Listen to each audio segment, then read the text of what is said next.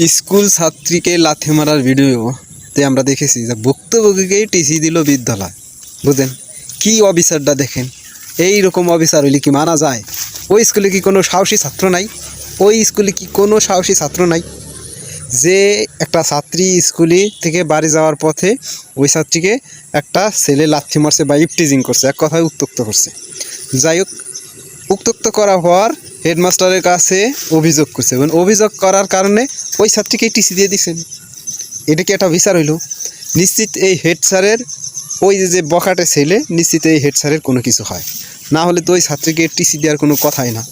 যেখানে বিচার হওয়ার কথা ছিল ওই ছেলেটার তো বিচার হওয়া উচিত ছিল বা মামলা হওয়া উচিত ছিল এবং তাকে গ্রেপ্তার করা উচিত ছিল, তাকে শাস্তি দেওয়ার আইনি বিধান ছিল। কিন্তু তা না করে হেডমাস্টার কী করলেন? ওই ছাত্রীকে উল্টো টিসি দিয়ে দিলেন। বলেন, এমন এই হেডমাস্টারের কাছ থেকে ভবিষ্যৎ প্রজন্ম বা ছাত্রছাত্রীরা কী শিখবে? সে কি শিক্ষা দিতেছে? সে প্রথমেই শিক্ষা দিল কিভাবে অফিসার করতে হয়, তার কাছ থেকে সবাই শিখলো। ওই হেডমাস্টার একটা চোর।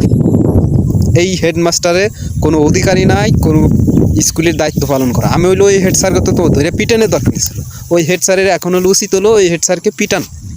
আর কোনো সব ছাত্রছাত্রীদের উচিত ওই হেড স্যারের কাছে পড়ালেখা না করা, আর ওই তাকে হেড স্যার বলে গণ্য না করা। সে এমন একটা কাজ করছে, সে স্যার বলে গণ্য করার মতো আর কাজ করে নাই। এ বিষয়ে আপনারা সবাই সোচ্চার হন এবং প্রতিবাদ করতে শুরু করুন।